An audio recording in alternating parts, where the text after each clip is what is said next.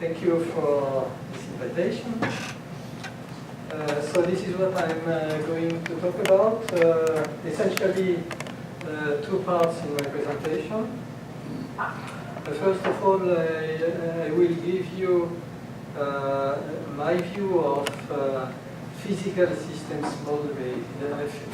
model-based systems design.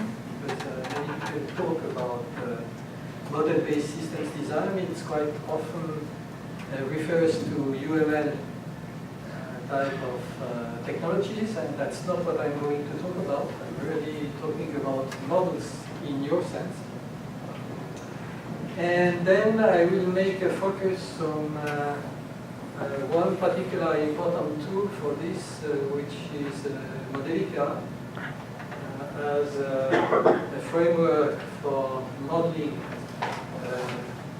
physical systems by a component-based approach. And so this is joint work with, in fact, either joint work or inheritance from a large group of people. Currently, I'm working with Benoit, who is my boss, and Khalil, who joined the group recently. These are two people from Paris, and Marc Pouzet was a co-designer of Scale V6 and is one of the major people in synchronous languages. Hilding Enquist was the original inventor of Modelica, and Martin Otter runs the association Modelica.org. Sven-Erik Mattsson was an important person at Lund on Modelica, working at Dassault Systèmes. He's still there at the moment. And Paul Caspi and Paul Le Vernick have been important colleagues of mine in synchronous languages. Okay, so let me move to the first topic.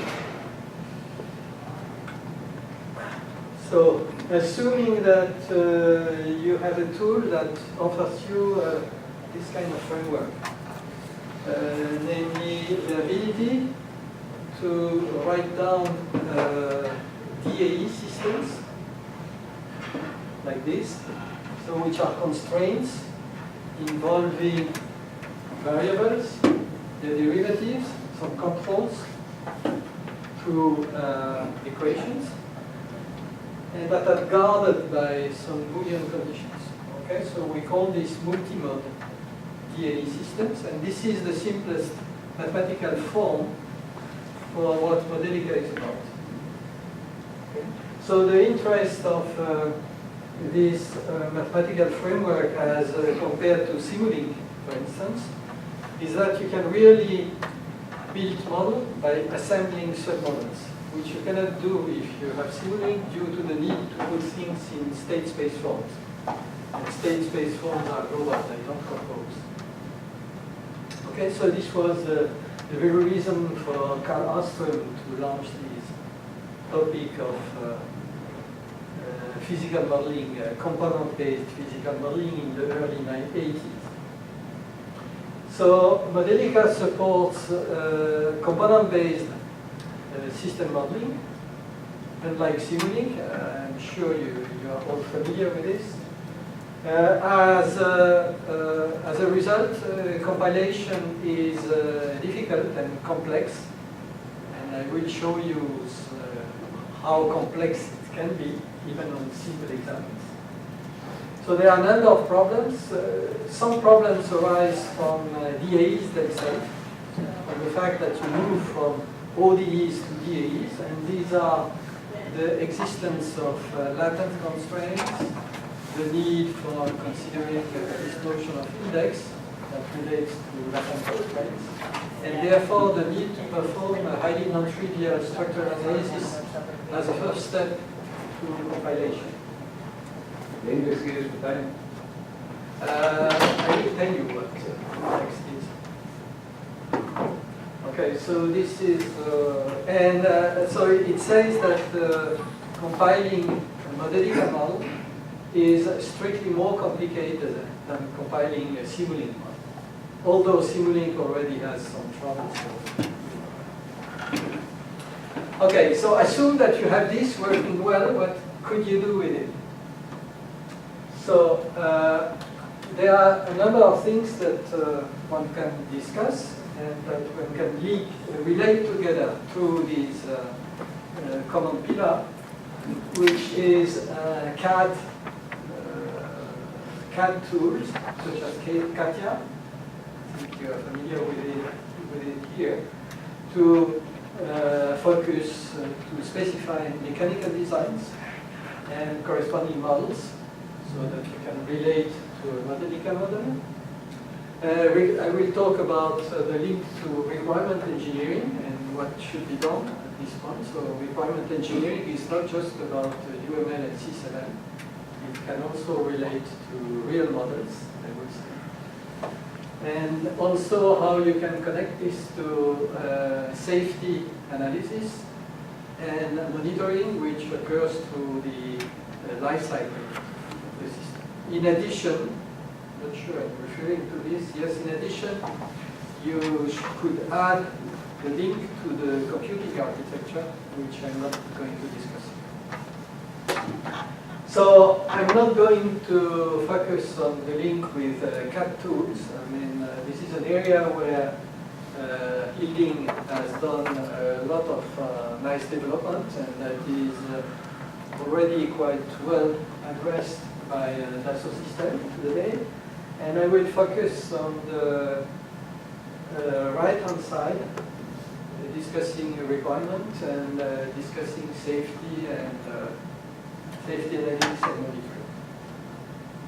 So let me start with requirement engineering.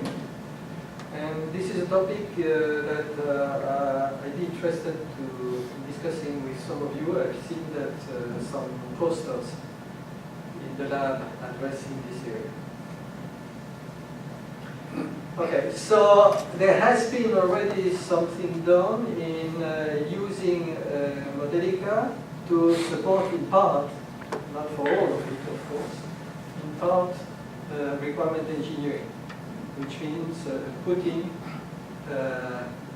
abstract Modelica model as part of requirements. So Peter Fritzen has proposed, developed for Modelica such a profile. That's part of the standard. So there is provision for writing requirement to link, for linking requirement to test cases, but you should understand that the link is syntactic. It means that it's really UML spirit, but not much in terms of mathematics so far. Okay? So the first question is, can you do anything better in bringing more mathematics behind this use of Modelica for requirements? Okay, so let me analyze what requirements is about. Requirements architecture, how you structure specification of systems when you deal with OEM versus supplier relationship and technical relationship, is more complicated than usual modeling activity. The key point is the following. If you want to build a system, then usually you have a number of different teams entering the process. First, at the OEM, there are different kinds of aspects in the process that must be covered. Some teams focus on the functions and their relation to the high-level requirements, system requirements. Some people deal with safety analysis, how reliable is the system, how fault could propagate, FMEA analysis and the like. Okay, so which is a different group of people. Usually these two groups would not use common tools, but they would just exchange their information informally through paper at the requirement level. This is the way it happens today. And, but you have also people interested in timing performance analysis, energy consumption, so there may be other aspects in the system that are becoming more and more important that should be considered. And these are really different aspects of the system, and the question of how you should fuse them arise. Okay? And this is different from composing subsystems. And so this is why I have this attention indicated here, where you have for the different aspects of the system, you need a way to fuse these various specifications, which I'm representing by sort of logical conjunctive, which I will say a few words about in the next slide. The other important point, the other important duty is that you want to assemble subsystems that were independently developed by suppliers, and you want that this integration performs well, which means that you hope that by having given proper specification of the subsystem to supplier, the integration won't exhibit late flows or mistakes and will correspond to your expectations. Okay, so this is a different issue. This is why I'm using a different symbol here. And because you want that suppliers get self-contained information for what they have to develop, you have not only to indicate what you expect the subsystem they develop to do, but also what are the context of use of these systems. Okay? Because you want them, you like to follow sort of a game approach in which you need to set the rules of what the user of the subsystem is allowed to do, and that should serve as a kind of an assumption for you to develop your own subsystem. If this is well specified, then you hope that the system integration will perform correctly. Okay? But then the question is, what kind of mathematics do you need for being able to do this? What does the partial order signify? The partial order is the refinement order, which means that you are adding a few more details, getting closer to an actual design of the system, and this can be done stepwise in a few steps.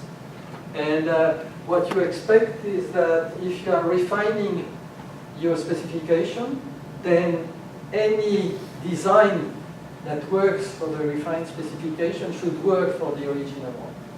This is the order I have in mind. Okay? And it is intentional that the mean symbol, the conjunction symbol that I have here, is in fact the greatest lower bound for this order, as we will see. So let me just say a few words about how you can do this in the framework of Modelica. Then the idea is that you have to model both the properties you expect from your system or subsystem, and this is what I'm referring to as the G, the guarantees, and the assumption, which are the context of use, and this is what I'm referring to as assumptions. Okay? So you have to deal with a pair of models. Okay?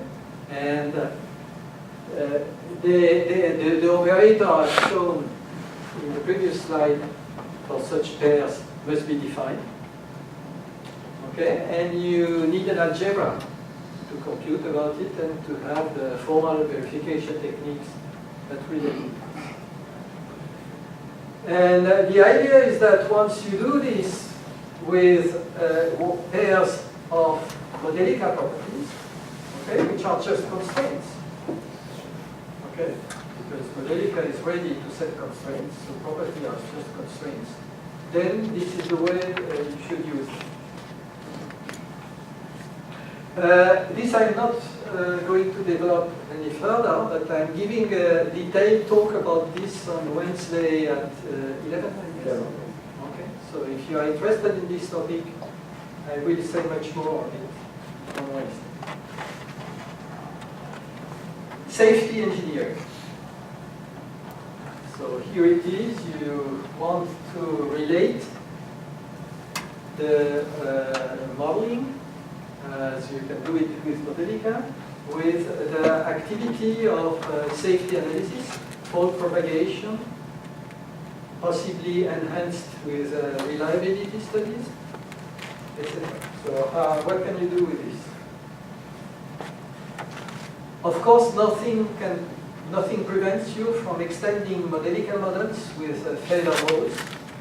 You can certainly do this and there are provisions. Nothing from the multi-mode aspect of Modelica allows you to specify this. And one interesting aspect is that the structural analysis, which is kind of a causality analysis related to what is done with bond graph, allow you to derive how fault can propagate through causality by having the Modelica model. You can check critical branches of the fault tree on the detailed Modelica model and perform guided simulation.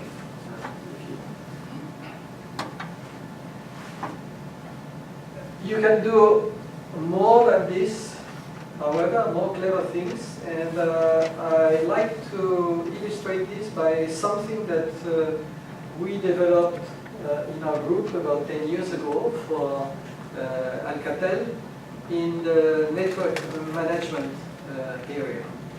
So let me say a few words about this. So it was work on network diagnosis. So networks are large systems seen from the management point of view. And so on the bottom left here, you have the network that served as an actual benchmark at Alcatel for these technologies. So it's a real optical long-haul network. And prior to this one, we worked on the optical loop of the Paris area with its 4 supervision centers around Paris. And what is interesting is that some of the faults, so I'm not sure that all of you know how alarm handling is performed in network management. Essentially, you have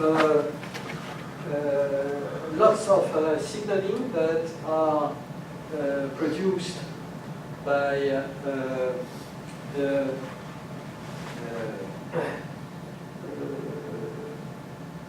management components.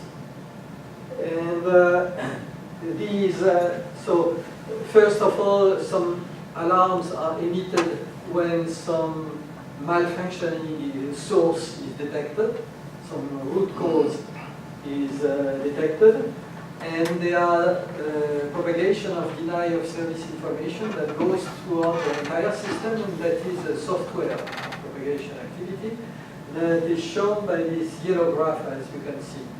So on this example, there was an original failure in a laser diode that would shut down the bidirectional optical link, and with denial of service information propagation throughout the different layers of the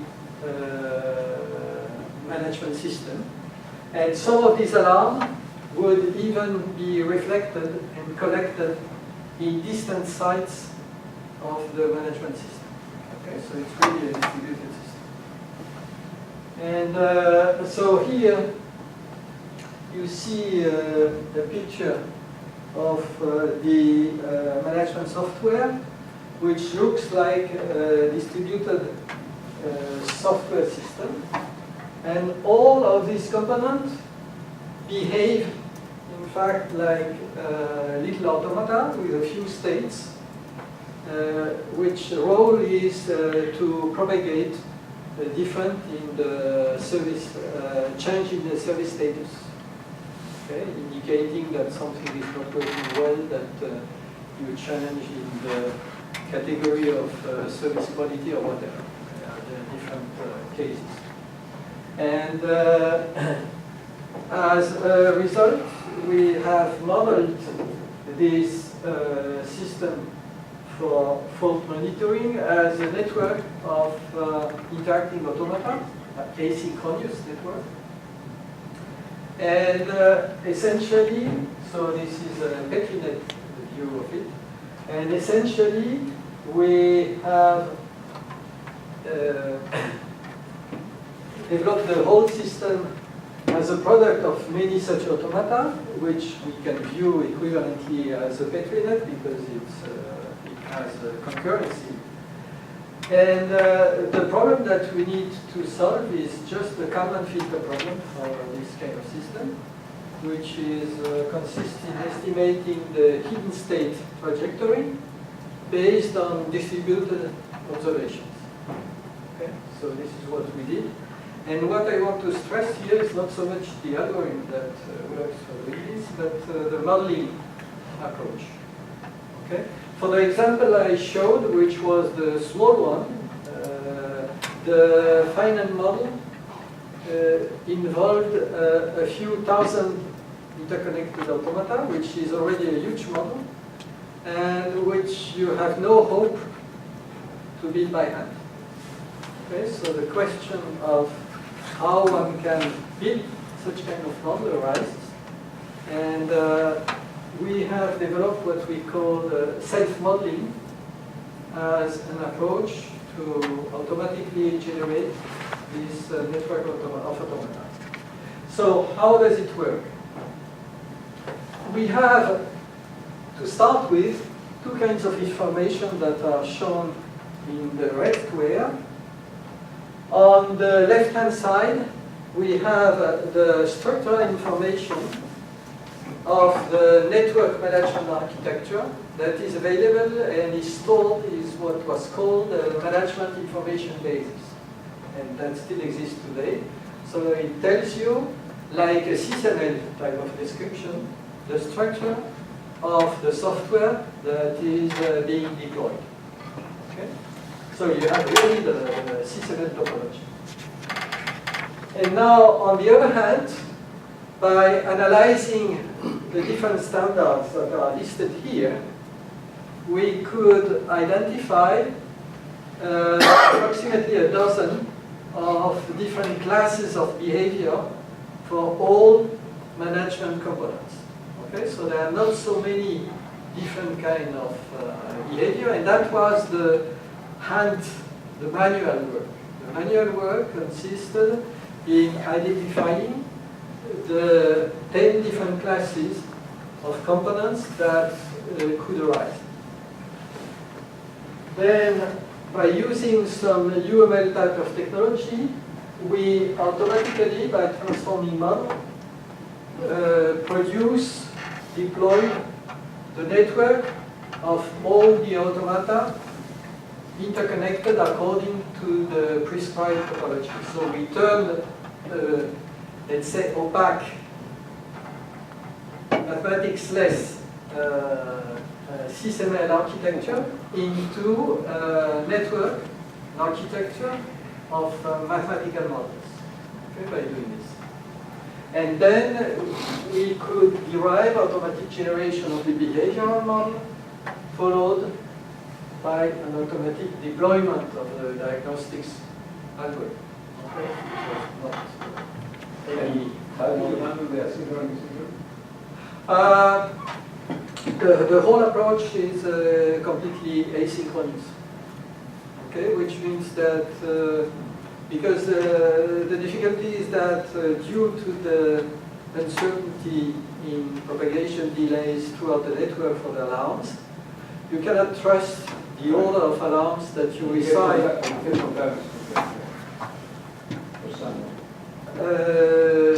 Yes, if I want to identify a fault, several things have to be verified before I say it is a fault.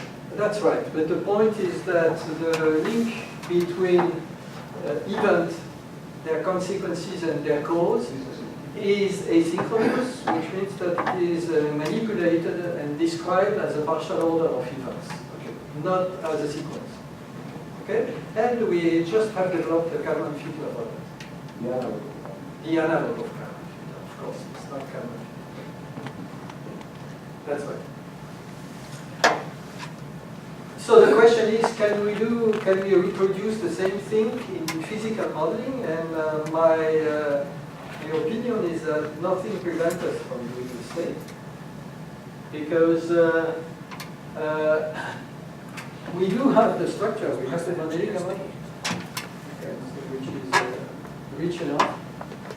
And then for the different class of elementary model that you assemble in the Modelica model, you can draw by hand an FMEA analysis and derive automatically the global system safety analysis out of it. Nothing prevents you from doing this. Okay? And, in my mind, this is the way it should be done. Okay, there's a difference, right? Because in the network management, you do not have to deal with continuous variables. Here we No, sure. I mean, the algorithm would be completely different. Because here But, we have, but my point is that the principled approach survived. because here you Carry on. combine logical things with Sure. its ability. Yes. Yes. Clear. Okay. I'm not claiming that diagnoses are going to have any useful. So what corresponds to that sort of slicing on the SysML model that you were doing then, and the network side? Because that seems to be sort of important in order to sort of localize the, You mean here? yeah. Let me go back. Okay. So essentially, the SysML type of information gives you this type of structure. Okay, but in some sense, this is useless if you have only that. The point is that by doing the manual analysis of how these are in the standards. The people at Alcatel studied the standards and draw by hand. You know, this was the manual part of the work. I'm not claiming there is nothing manually done. Okay? But the point is that it scales up because the task that you have to do by hand is limited in size. It's static, it's limited in size, and once you have done it, it's reusable. Okay, so that's my point. This was, I mean, identifying the different classes of blocks like this was the manual work, so it took us some months. I mean, it was not zero cost. But once you have done it, it can be exploited. And reusing it on different systems is for free, because the rest is automatic. Okay? And so this is, so self-modeling is different from learning. Okay? It's not learning. Okay? It's just, on the one hand, doing a manual analysis of generic pieces in your class of systems and exploiting the structural information that you have to maintain for various reasons to assemble these elementary pieces and derive a global system model out of it, which you cannot do by yourself. The behavioral models are essentially dynamic. The behavioral model were small automata. Because, you know, I mean, this is just a full propagation. So then you have to have the behavioral model with a piece that can be carried by the structure and compose. Exactly. That's it. Exactly. Okay?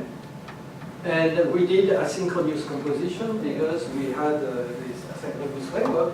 But, I mean, the same principle can be used anytime you have a composition method. Nothing, there is nothing specific. It's a lot of work. Not for this, but for the exactly the systems also. Could be, possibly. But I think for instance, for some industrial sector, you have to identify, you may, like the people develop a library for thermodynamics, then they develop the corresponding library for fault propagation. But we have no choice. This is the way you would do it. How do you carry tolerance in time along? For this case, we were completely asynchronous, so timing was... But you still have to use a bound, right? No, we did not use this. So here about nothing. No, it was You did time only causality based. So you didn't have to detect the faults by a certain time? No, that could be added, but in our algorithm we didn't do it. So they were just logical models. Yes, Yeah. yes, exactly. Because if you have to have time, then one way to do it is to go from automata to time automata. For the component. Sure. But in some sense, asynchronous distributed models contradict, are difficult to merge with the use of time. Because, This is the other problem. concurrency and time don't match together. Well- So either you do one or you do the other. Okay, but that's a different story.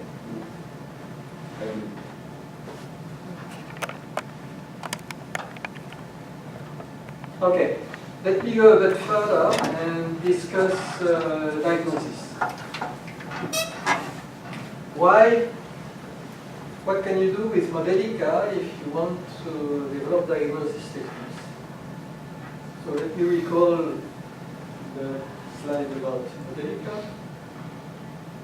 And this is the new point. Same idea as before. Okay? You know that one of the ways, it's not the only one, there are many ways of doing diagnosis. A lot of it involves statistics and big data techniques. That's not what I'm going to discuss here. I want to stress the reuse of models to help for diagnosis.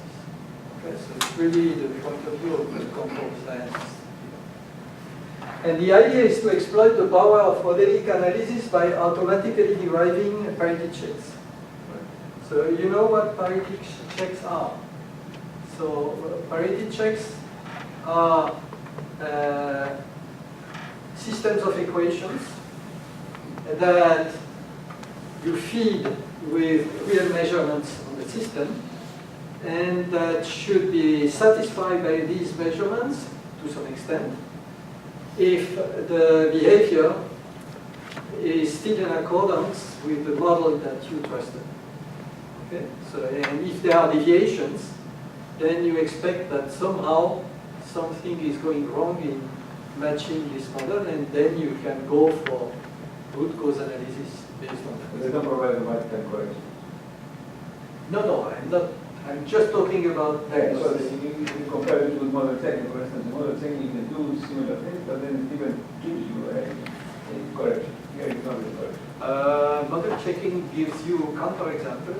Yeah, and sometimes if you apply this process on networks, it suggests a path. Okay, but here it can focus on violation of Either collection. work. No, it can say more. It can point Say to where the problem is. yes, Right. yes. It can, if it's properly designed, it can tell you something. It's like error correcting codes. It's very much the same. So may I ask a question? So these parity checks are done with the Boolean functions, right? No, they can be by using ODE or differential equations.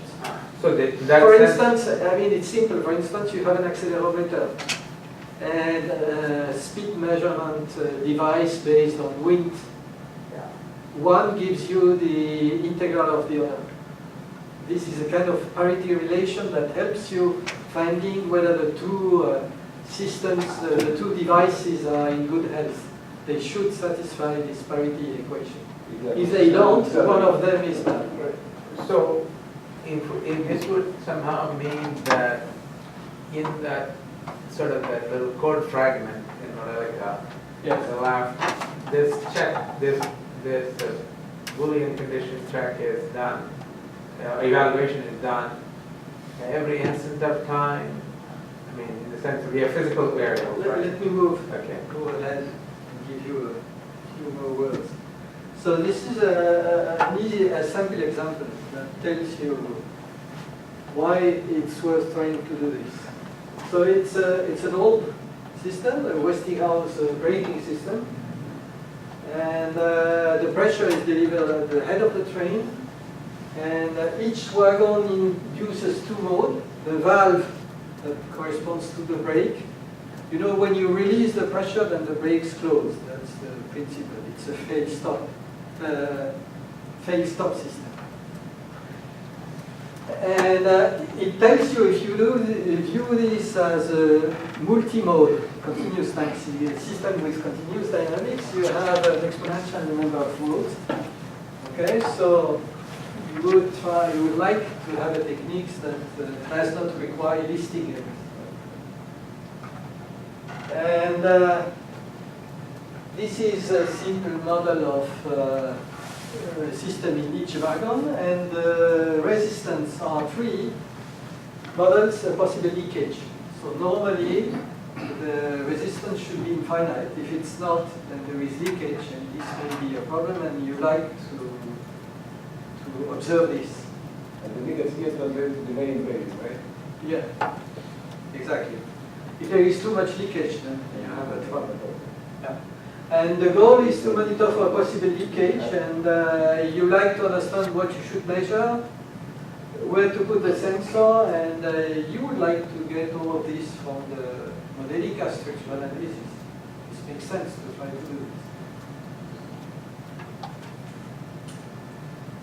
Then you see immediately that this problem is not easy because it depends in which mode you are.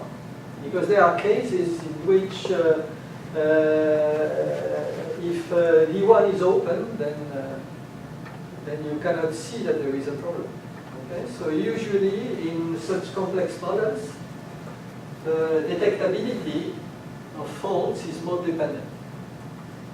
Okay? So it makes it a bit more involved. And therefore the notion of parity check is related to this multimodal analysis, therefore it's not a simple problem. And you should know that this technique is used, I mean, in real life. I mean, aeronautics industry use it. On the airplane you have a bench of use of parity checks, but it's all done by hand. I mean, the engineer, the process for doing this is that first the control system is designed by control engineers as a first part. And then when the system is more or less specified in details, then a guy comes and does the protection. Okay? So, and essentially he's not reusing any work, any modeling work. He's just discussing and using his own knowledge of physics and redesigning what the parity check should be. Okay? So this is how it is done. And it's, again, a different group of people. I've discussed this at Safran Helicopter, and this is the way they do it today. And the people are good. I mean, I'm not saying that these are bad people. So it's the start of the art, state of the art. Okay, so this is what we would like. So I think, yes. So this is what the way we should try to do it. This is on our agenda. We did not do this study. So we start from a Modelica model for simulation. So it is done in a certain way, has some inputs, some outputs. We know it's safe. We know it's okay, and we can simulate it. And this is the actual system for monitoring. Okay. And some, but not all, states or outputs are measured. Okay, so indicated here that two of them are not measured. So now what we can do is the following. We take measurements on this system and we feed the model in that way. So we do have now the inputs that are fed to the model. The outputs here are fed as input. Current two inputs is the model. And only two inputs remain for the same number of equations. We have lost number of degrees of freedom, and therefore the model becomes over-constrained. But it's still Modelica model. No change is needed. That's the interest of Modelica. You can twist the model in any input-output order because these are just constraints. Okay? And it yields an over-constrained Modelica model, and the aim is to exploit this to measure and model to data fit. And what kind of submodel makes sense to consider for this kind of task, I gamble, is automatically discoverable through the structural analysis complex model. And designing parity check throughout large systems for folds involving different subsystems is not doable today because people do it by hand and they cannot grasp in their head the way it's unique. We had this discussion with the EDF people. They use this kind of approach successfully for, I think, some vapor, I don't know exactly which kind of device. For generators, vapor generators. And they were successful for the folds that are, so to say, have effects limited to a small part of the system because they could understand the whole process. But anything that could propagate and have visible effects throughout the entire system, they were not able to manage. And I think in this way, we at least can generate automatically a bench of candidate parity space that then we have to check for numerical properties. They may be not very sensitive or sensitive enough. So I mean, it's not all done when you have done this, but at least you get the bench of candidates. Can you give us a bit more sense of what of the train problem? I mean, what physically happens? Excuse me? Can you give us a little bit more information about the train problem, about what really happens? Because as I think about it, unless you have some measurement on the contributed breaks, you have very good Yes, chance. in this case you have to have a lot of measurements if you want to isolate. Otherwise you can isolate groups. I mean, the intuition is rather obvious on this case. I'm not claiming that this is a very interesting example. But you can also measure the pressure and connection between the buckets. And from that you can infer that somebody is slow or low. Yes, sure. If you have enough sensor in this case, you can say a lot. But all of these can be easily guessed in this case. For more complicated model, less symmetric, it becomes quickly cumbersome. Okay, so problems related to Modelica compilation. So the fact that we have bond graphs or Hamiltonian force on the top, doesn't hurt you? And they didn't put anything. That's what yes, that's what should be explored. Absolutely. Okay. Problems with this is what you would like to have with Modelica. You want to simulate. This is what it has been done for, and it's quite successful at that. But you would like to support safety analysis for it by it. You would like it to be used to generate fault trees, to generate parity equation, to handle multi-mode, and also to support requirement engineering. I forgot this one. Okay. Which means that as opposed to the current status of Modelica, certainly you not only need to support models that are well designed for simulation. This is what it is done for today, which means that you can execute them and they are supposed to have a single solution. Okay, so these are the only class of Modelica model that are handled today by the tools. it makes sense to have under constraint model because you would like to handle properties. Of course, you may not want to simulate them or in a different meaning. Okay? And it is also meaningful to handle over-constrained systems for parity checks. Okay, so you have to widen the scope of Modelica compilation. Are you going to say anything about the fact that we now use Modelica with FMQs and FMIs and what is the role of that? Because that is becoming important. Yes, but it does not change the nature of the problem because what I'm saying relates to multimode DAEs. Huh? Multimode differential algebraic equations, so it's the abstract But mathematical. that will go from one physics to another. It's not the point.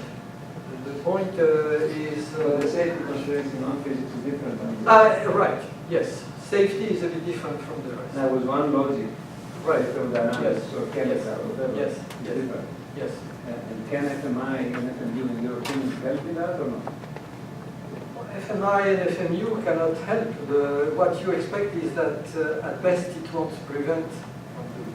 Sorry, not translate the Because FMI and FMU is less rich than Modelica. What is FMI and FMU? Okay. Sorry. These are standards that gives you a very abstract and simplified view of what little Modelica model or Simulink model might be, so that you can use them as black box software and use them for co-simulation or co-modeling. You can import a model as an IP without knowing the details and use it in a larger context. Maybe you can say what is the full name so that this will help. Functional markup interface, FMI, and functional markup unit for the object. Okay? And yes, and the whole point has been to standardize what kind of information you have to put in it so that it can be used for the purpose I mentioned. So this is a bit like in software land APIs? Yes, you can view it like this. Exactly. It's a kind of API that is useful for this class of model. Exactly. Okay. And the way it is today, it's not completely satisfactory. Many tools using it. You have an alternative? I don't have an alternative yet. The point is that with all these things, they have to be designed in a sound way, which is not the case. That's a different problem. That's a different issue. This is wrong implication and what people are Yes, saying. that's what I'm going to discuss now. Okay. What kind of... Sorry. okay, so formally sound. Okay, so that's the issue I'm going to discuss. So, what happens today with the language of the Modelica class? Because it's not only Modelica, I should tell you. You have Modelica, you have AIM-SIM from Siemens, you have one of the same class from Mathematica. So there are several. Okay, and you have SimScape by networks. So half dozen exist in the same class. And essentially they all have problems. So this is the first example of problem. So you have here an example with two differential equations that are interconnected with some reset of them. And here you reinitialize on this event, you reinitialize x, the evaluation of x with this value, where previous means the value just before the event. Okay? And then when you have done this, then you continue with this one. They are at the same time. That's the tricky point. How do you handle this? Okay? And this is the simulation result on the right-hand side. And essentially it does what you expect. Now, let's do something more tricky. Let's remove the previous. Okay? So look at this equation here, and there we had the previous. Now I'm essentially reinitializing through a fixed point equation. But you should realize that because we deal with DAEs, which are constraints, there is no reason for refusing that reset equation are also constraints. Okay? It's the same class. If you want to combine model-like objects, you have to allow it as well. Okay? So this is it. So let's see what it does. And this is a simulation that we got. The interesting point is that we are now going to shuffle, to change the order between the two. These are equations. The meaning should not change. This is the result.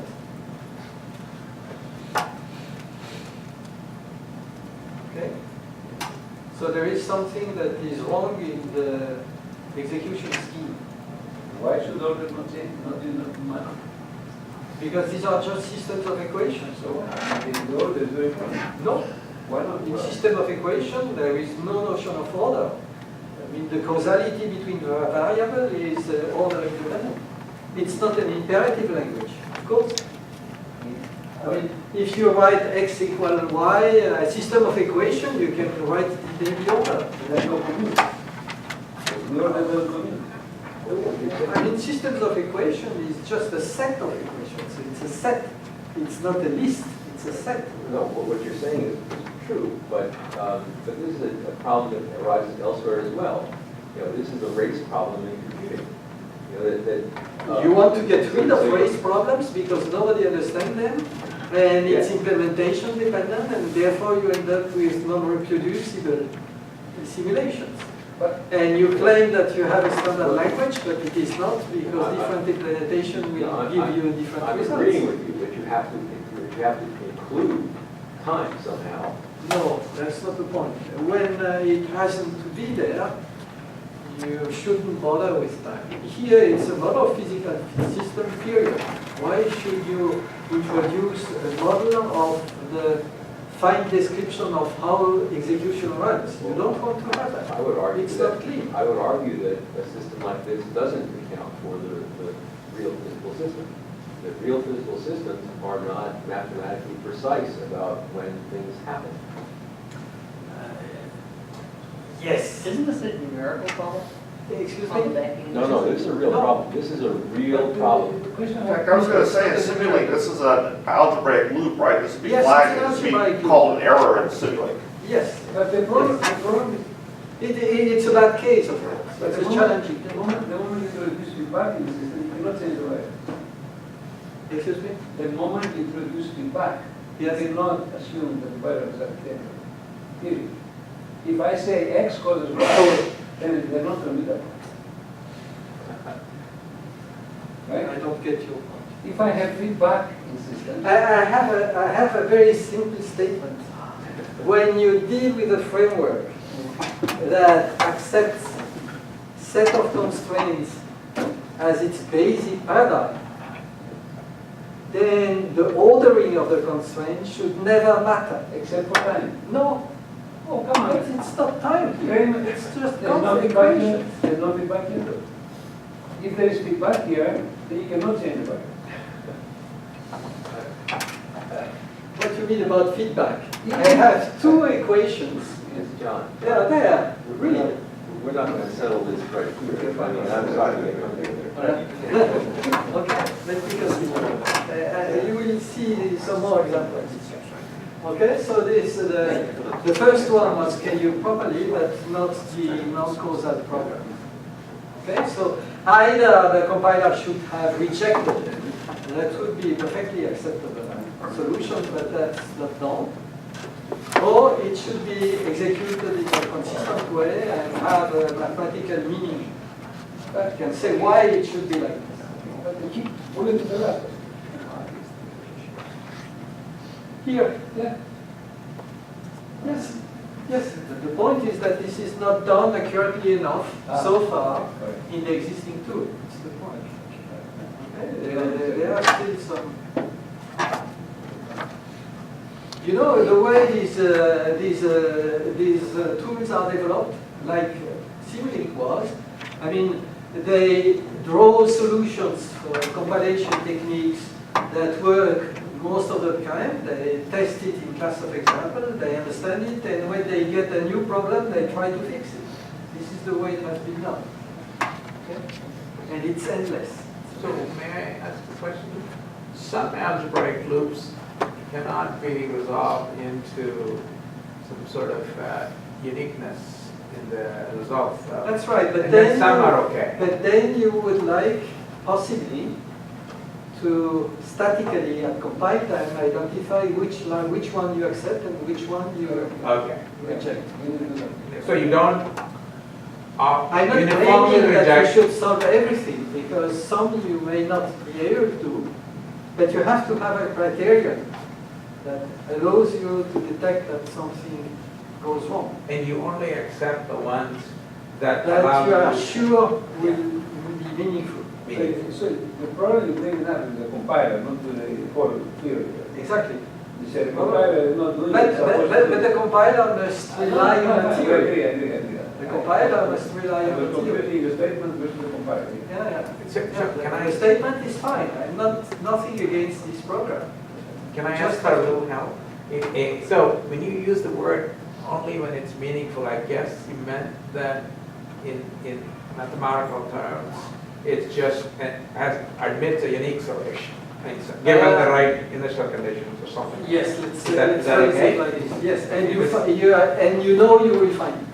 Sorry? And you know your execution scheme will give it. Okay. Not only it exists, it's unique that you will give it. Okay? Okay, so let me tell you a bit about a simpler case where constraints were analyzed.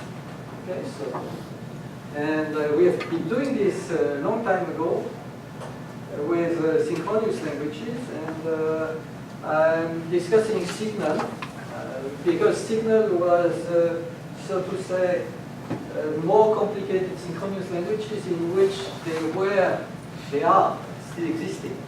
Synchronization constraints. So you really have to deal with constraints. And I show you an example. So it's my watch. So it's an old mechanical watch, this one. And you know, it goes on. And when the energy of the spring is off, then you have to give further energy to the spring. So let me model this. So let's look first as a sort of a pseudocode that is easier to grasp.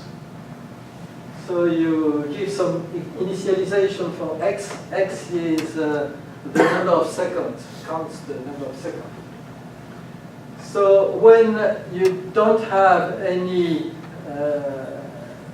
possible second left, then you ask for some energy and you set the energy level to the number you gave. Otherwise, you just decrement. Okay? And written as equation, the real signal code is over there. And it says the following, is that x, which is the stock of second, is either given from the input when this one, when it is given, and most of the time there is no input because the watch is running by itself and it gets decremented. This one says that Zn is the last previous value of 1. So $1 is Z to the minus 1 because time is running. And this equation is a constraint. It tells you that the input in should be given exactly when there is no second left in the stock. Okay, so it's a synchronization constraint. It's all in equations. Okay? And the question is, how can you schedule this kind of program involving constraint and evaluation of expressions? So I've just done one thing here is to expand a little bit the code to show all the needed stuff.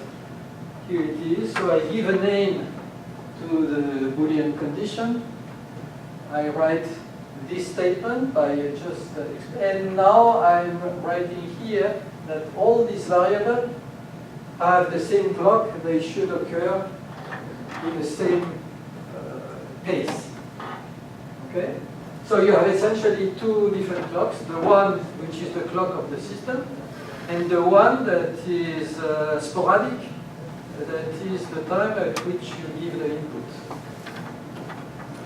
And from the equations that are there, by simple syntactic analysis, we are able to derive this causality analysis. So this is really the structure analysis that I'm producing on this simple example, which tells you the following. Let's look at it. The first equation is right here. It tells you that when B is true, B is when the input should be read. So when B is true, then it depends on the input. Otherwise, it depends on the ZX, etc. Okay, so once you have a data structure like this, you get the execution scheme by doing the following. You start, I mean, it's essentially peeling the partial order. You start with giving the tick. Then you know you can read the content of the memory. You can evaluate the Boolean. Here it is. Depending upon whether it's true or false, you have two cases. In one case, you know you go like this, and in the other case, you go like that. Okay, so this is the kind of analysis that you can go, and this is the way that signal compiler works in large examples. And there has been this notion of constructive semantics that was developed by people in synchronous languages, which is the execution scheme that schedules all atomic actions. Okay, and for synchronous languages, atomic actions was just evaluating expressions. It was really a metric, and successfully evaluates all variables at each reaction. And this is the idea of a mathematical view of execution scheme that we keep for Modelica. Okay? We keep this very same idea because we do have the mix of, you know, equations that are numerical equations and the control that is the guards, the evaluation of the guards and how the guards act and intertwine with equations. And of course, what will be new for Modelica is the blue stuff, because we are no longer left with the simple task of evaluating expressions, but now we need to solve systems of algebraic equations, which is more complicated. So what becomes the analog of previous then? This, I guess that's the Z operator and the dollar operator is the previous. Okay, so what becomes, when you have a continuous equation like in Modelica, what becomes? It's all in discrete time. Signal Okay, was not okay. continuous time at all. Okay, so it's all a discrete. So if you can think of signal as a kind of hybrid between discrete time Simulink and something that is richer because you can write synchronization constraints, but not constraints on numerical variables. Numerical variables are there, but they are just manipulated through functions. Not through constraints. So it was much easier. But the key point is that we keep the same idea except that the blue part will be changed. So let me move to Modelica and discuss this amusing example. It's a clutch. Okay, so the clutch is composed of two parts where you have the dynamics, the rotation speed of the one part, of the other part, and when they get engaged, then the two velocities become the same, and the torques sum to 0, so it's the joint equations. Otherwise, the systems are independent, there is no torque. Okay, so this is a very simple two-mode system. And the point is what when the gamma is true, that is when the clutch is engaged, then you are left with this case, which is really a DAE system. It's a simple one, but it's a DAE system. Okay? And the other case is an ODE system.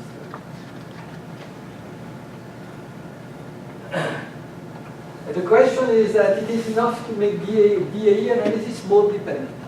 So I'm looking at each different mode, what happens. So I can focus on the engaged mode, on the released mode, and I hope it's enough.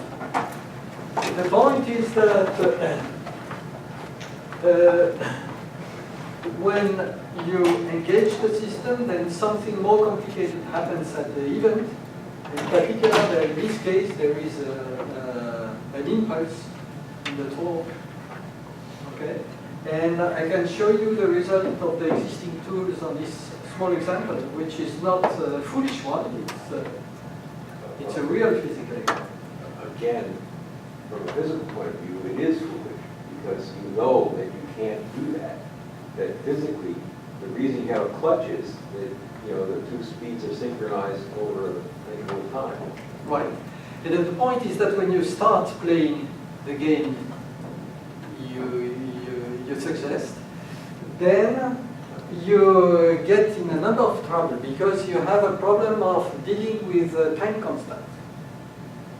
No, I understand. And the time constant that goes with this kind of smoothing technique is system dependent, which means that to tune the time constant properly, you have to know the time constant throughout the entire system.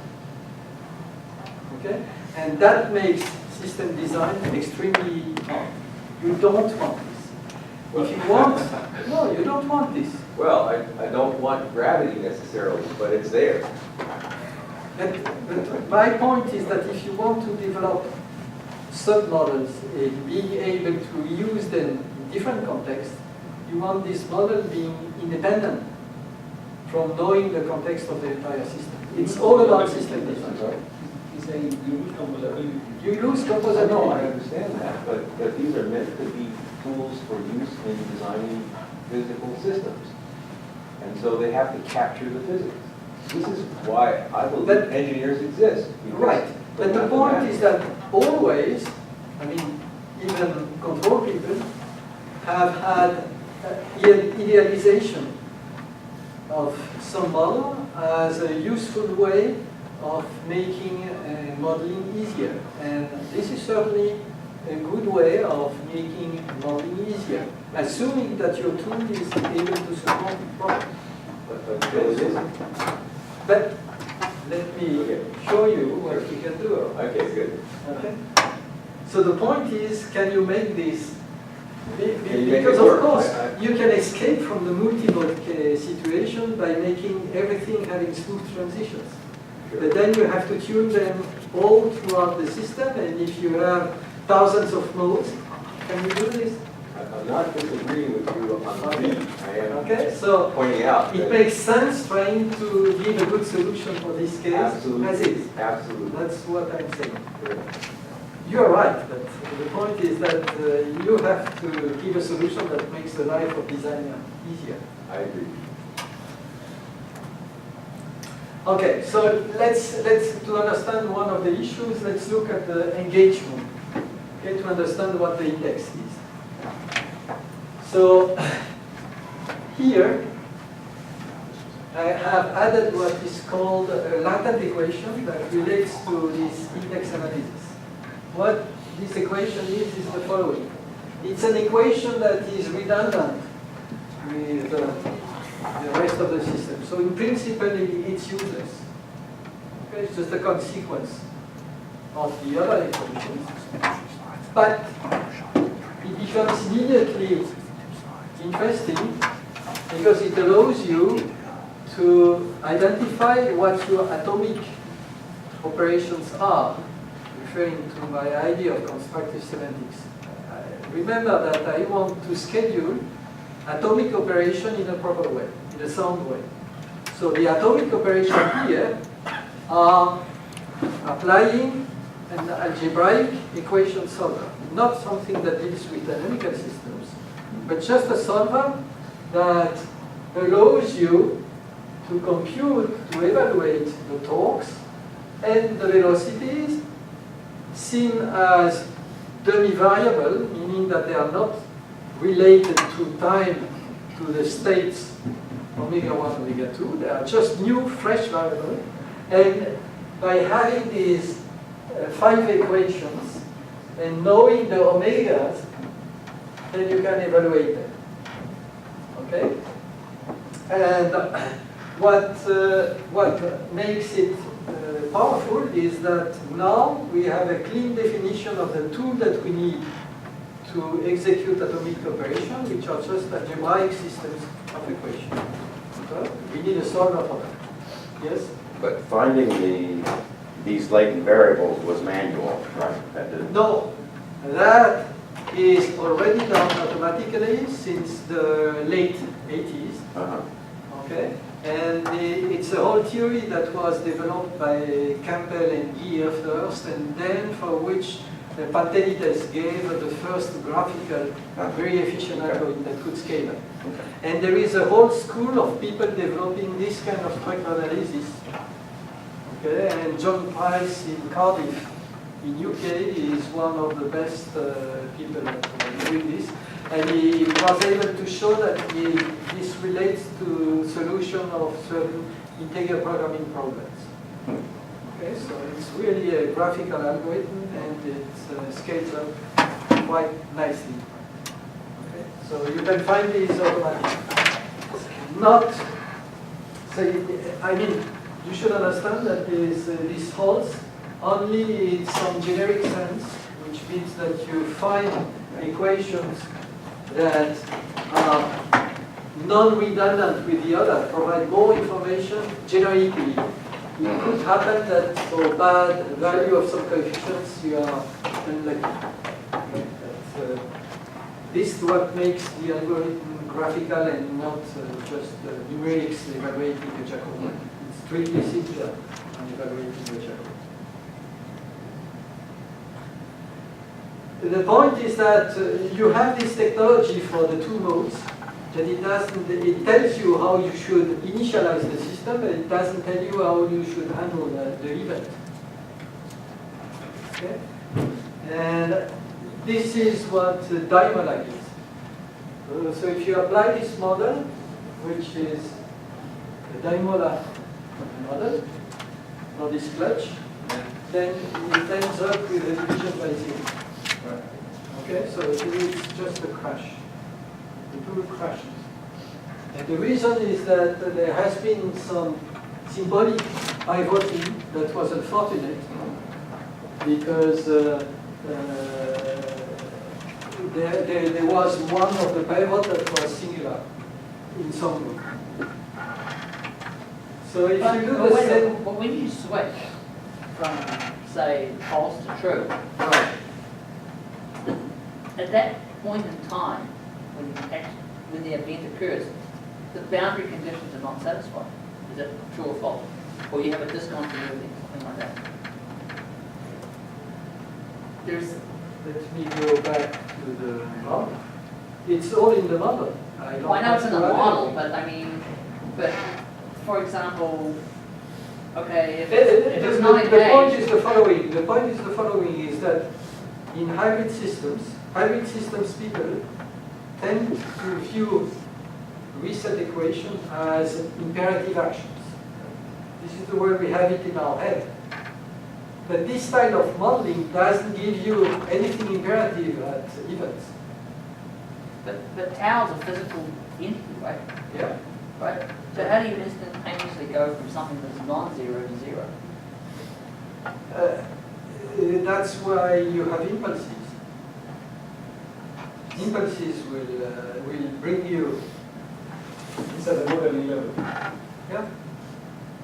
Let me show you how it works. So this is what you have a problem in diagonal, and the mathematical tool escapes the problem and investigating. So it gives you something completely foolish, in that if you change by 10 to the minus something, then instead of this quantity, you will get something randomly different.